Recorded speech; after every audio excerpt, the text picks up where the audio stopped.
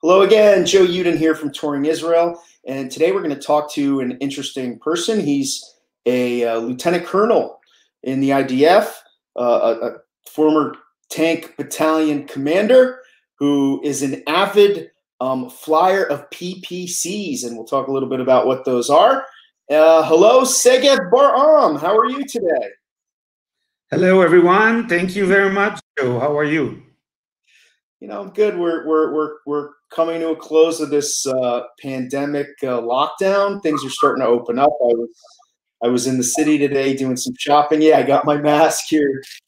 Got my mask and gloves here as well. Don't leave home without them. But it looks like here in Israel, things are getting back to normal. So that's a good sign. We've known each other for a long time. I think since I was a soldier in like the early 90s, and we've got to know each other, yeah, and your family, and we do different things together. Well, why don't we talk about first how you got into first of all, what's a PPC and how did you get into it? I know you teach it. You need a license to fly these things, and my tourists absolutely love flying over the different places. You take them over Caesarea, over Latrun and the Jerusalem Hills and the desert and the Machtech, which is the crater in the Negev, and the Sea of Galilee and the mountains. I mean, it's just an incredible way to see the country and a real thrill. Why don't you tell us what they are and how you got into it and a little bit about the background of these PPCs? So first, when I joined the Army, I was in the Air Force course.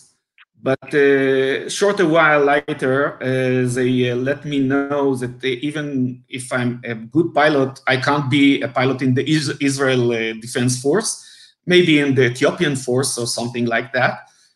So they imply me gently to move somewhere else, which I found my way on the Armor Force, but that later on I will talk about it. During the years, I always had this insect or germ that dig my head, fly, and it was about 1988 that I saw some paraglidings soaring the shore of Netanya, and my passion came out. And later on, 4 years later, actually, after I got married, Laura, my wife, my older brother, and me went to a course. And after a while, I was the only one that stayed on this kind of hobby.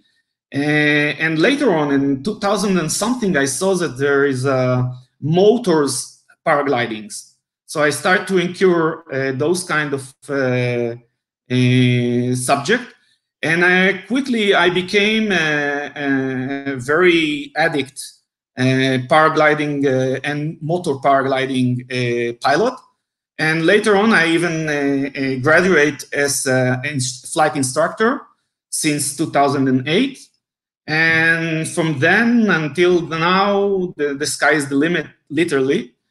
Actually, what is the PPC? The PPC is a powered paragliding cart, which is a canopy of paraglider connecting to a small kind of vehicle, like you see now. The canopy is staying behind the vehicle. And when the vehicle is moving forward, the canopy is inflating, and the two passengers, which are sitting very comfortably and safely with the communication radio between them, can fly away, as you can see this happy lady and Mr. Davis, slightly going up into the sky. You can see now that we're moving forwards, the canopy is inflated. So that brings up a few points. So, like, we're talking about how you got into paragliding, and that was you had a parachute and you'd literally jump off a cliff with the parachute. This is, and then that's a little dangerous. This is completely different. You don't take off. Still there. You don't take off until the parachute is up in the air. When the parachute is up in the air, there's really not a lot that can go wrong, is there? So first of all, I guess your question is coming because you're a paratrooper. But to be honest, the PPC is considered by the Federation of the United States as the most safety aerial vehicle ever. And that's have a lot of reasons, physical reasons, but basically it's because we are driving very slowly, not according like all the other airplanes, which are flying like about, let's say, about 80, even 100 miles an hour. We're flying only 30, 32 miles an hour, which is a very slowly kind of flight. You have all the time in the world, not even to look about and observe all the views, also to smell them and to feel like right apart from the nature. You can see animals, flowers, aroma of smells, and it's amazing kind. Here you can see the cliff of the Arbel, which is an amazing kind of sight. As you can see, the differences, of the heights suddenly that you are getting, it's amazing. So back to your questions, I'm sorry that I carry away about the kind of answering. It's not frightening at all because you have all the safeties that you need. And it's really, really very slow and very hard to get hurt from it. I'm not saying that there aren't any possible, but I'm a very qualified and thousands of hours of flying. So I can assure you that me and my pilots are very, very safe, and it's amazing kind of experience. Right. One of the things that that we're very careful about with my company is that the outsourced providers like you that do these adventure tours, we make sure that you have all the licenses, that you're the best in the business, that all the equipment is good, that you have all the insurance and the permissions from the government. And I know that you're an instructor, and I think you even held some records flying PPCs, didn't you? Yeah, it's nice that you remember that. But I'm holding with one of my colleagues in partnership the highest flying above Israel, or it's the second in the world achievement, 19,300 feet above sea level. Wow. The record is standing on about 21,000 feet, and it was had been in the States. So I'm one of the 2 people in Israel that holding this kind of record. I also had a lot of other things, very interesting ones that concern this amazing kind of flying machine. As you can see here, it's a beautiful kind of colors and the dissonance between the sky, the blue sky, and the colored parachutes, and the feeling to get away from the ground and to feel like a bird. It's the most place, the closest place to feel like a bird. Well, I mean, yeah, I've done it with you many times, and I brought many tourists to do it. We've done it over, as I said before, Caesarea. If a few podcasts ago we talked a lot about Caesarea, and we did some aerial views. I mean, just flying over an ancient Roman theater and the sea and along the Mediterranean coast, and it doesn't have to be in Caesarea, but anywhere in Israel is just amazing. And flying, as we just saw, over the Sea of Galilee and the Arbel cliffs and in the Galilean mountains, it's just breathtaking. And you're right. You're not scared. There's a gentle takeoff. You're flying slow. You see the kibbutz fields. You see all of Eretz Yisrael. And sometimes you can even see into other countries, can't you, depending on where you're flying? That's right. Yeah, you can see over the borders, especially to Jordan or Syria, if you're flying next to Ramat Golan. But also, you remind me something very important, that many tourists of yours or any other tourists that are coming much more than once to Israel are very surprising to see the point of view that this kind of aerial vehicle provides them. It's a different way to climb to Masada by the Snake Trail, and different way to look at it from above when you are 500 feet above Masada, and all the you know, the glory and the history is covered, and you're really breathing the history from another point of view of a bird, and it's a totally different way to feel and to tour Israel. Right, I know. A lot of times we combine your flying experience with other experience. So, and as you just mentioned, like sometimes we'll climb up Masada at dawn, and then experience sunrise over Masada, have a tour of Masada, come down the mountain, have breakfast at the base of Masada with the outdoor chef. You've seen this before with Chef Tal. We're going to do a podcast with him soon, where he'll cook in front of you. You'll have breakfast, and then you pull up with your machines and you take off and you fly over Masada, which, as you say, gives you a completely different perspective.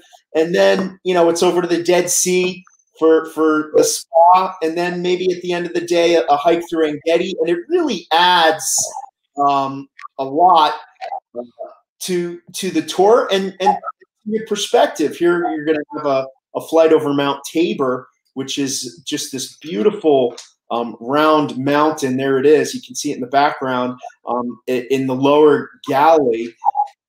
And I really can't emphasize enough the fun and the aspect. But you were a tour guide yourself, and you also taught children in school history.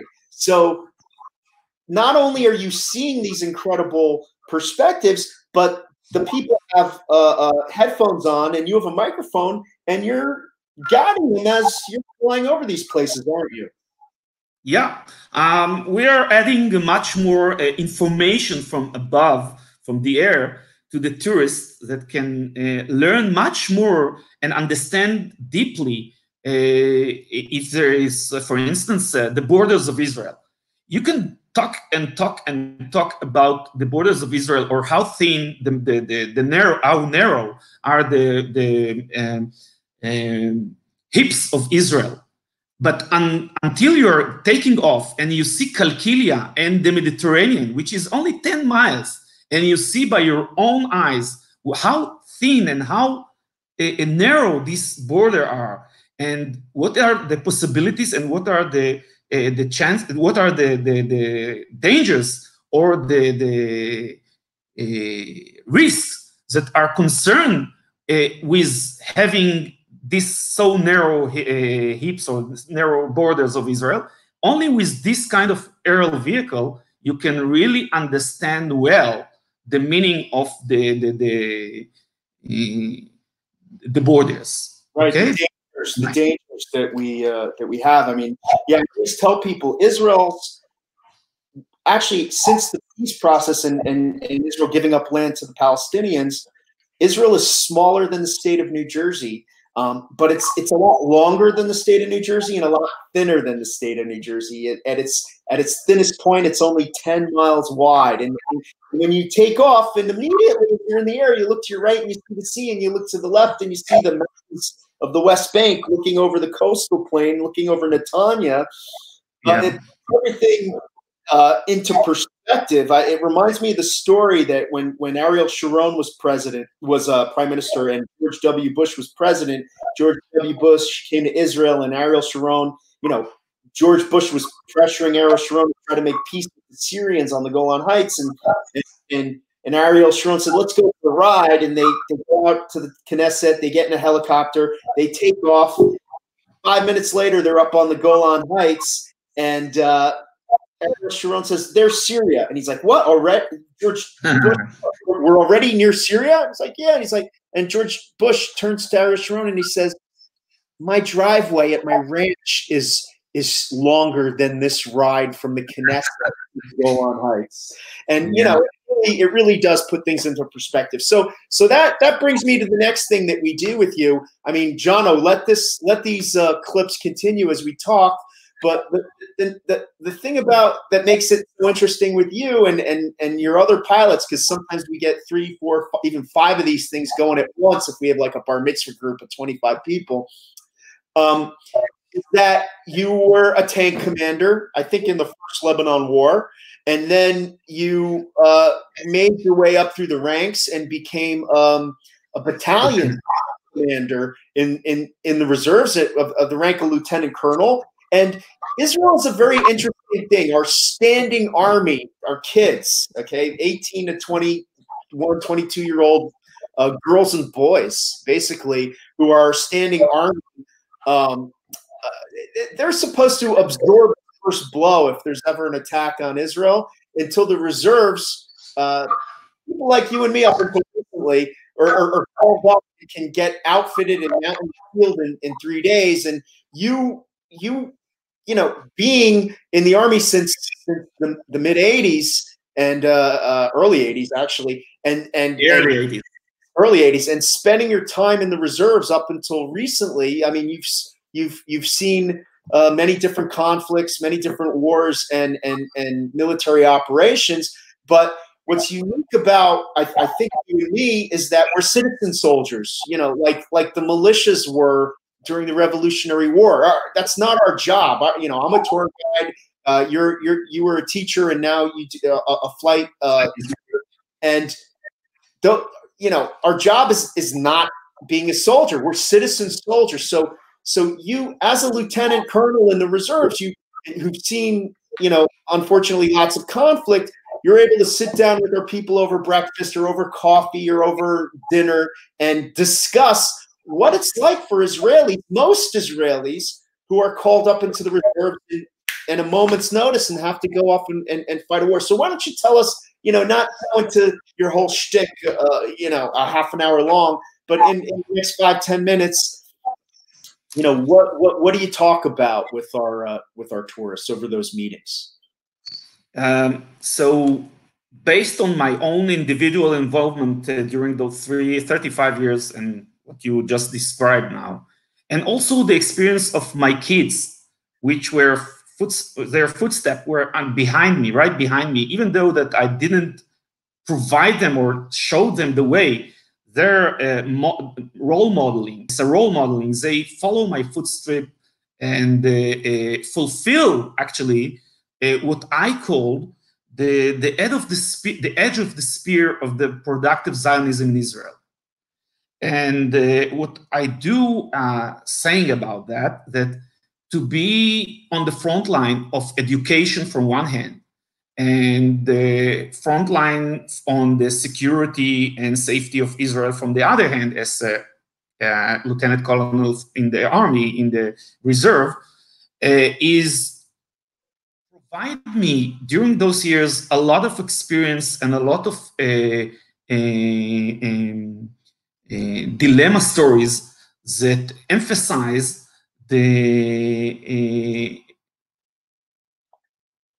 probably the paradox from time to time that we are living it in Israel. I'm showing during the conversation, I'm giving a small and a short brief for the history of the borders of Israel, and emphasize on the Green Line especially, and showing them or trying to convince them how complicated is the Palestinian-Israeli dispute because of that. From one hand, we are holding the territories and we don't have the luxury to give it away just because we want to be, let's say, understandable of the national Palestinian problem. And from the other way, we cannot afford ourselves to give that away just because we want to be nice or fair, because there are a lot of meaning, especially what I've just said before about the narrow hips of Israel between the Green Line to the Mediterranean, which is only 10 miles, and the opportunity, apart from the advantage of heights, also the possibility to shoot on us or anything like that.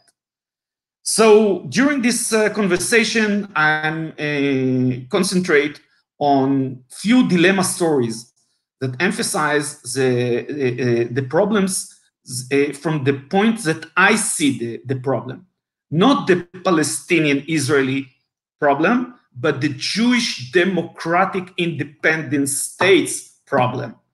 Right. And how come?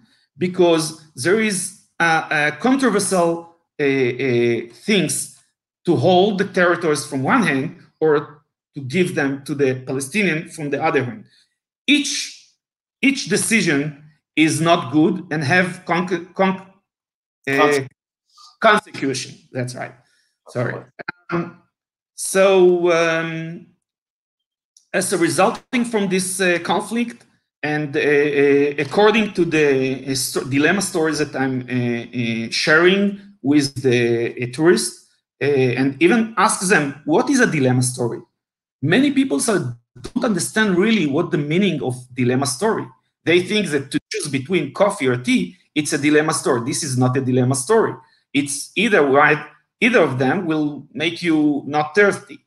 But a dilemma story is actually to choose between a worse case scenario to even worse than this one, okay? So anyhow, which one you take, it's a bad one.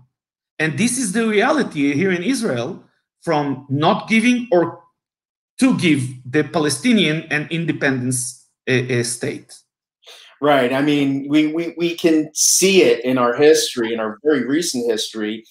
We want peace. We try to make peace. We can't make peace, so we withdraw from land. We withdraw from southern Lebanon. We withdraw from we get Hezbollah and missiles on the north, which has led to a war. We withdraw from Gaza, and that leads to Hamas, which has led to 2 wars and missiles. We withdraw from Sinai, and that leads to ISIS and Al-Qaeda on our border, sniping at us, causing us to have to build this giant security system along the border without peace. Well, with the Egyptians, there was a peace agreement, and that most certainly is the best of all these bad dilemmas that we're in. We don't have a peace agreement with Gaza and Lebanon. So yeah, those are the choices, whether we should stay there or withdraw unilaterally. There's still, it's not the greatest situation. And now we're West Bank. And then their children now to go and hold on to these territories. And you do talk about that as well. Yeah, I'm talking about the cost of each decision. I mean, I'm trying to describe that everything has a cost. You can pay some cost for one decision, and you can pay another cost or a different cost for a different decision. And you have to understand what kind of cost you're allowed to yourself and when you're allowed to yourself. It's also a timing a question of timing, okay? I mean, when there are so many other forces in the Middle East that are involved in this small conflict, you know, people are using to say that the Israeli-Palestinian conflict is a conflict. Actually, it's not a conflict.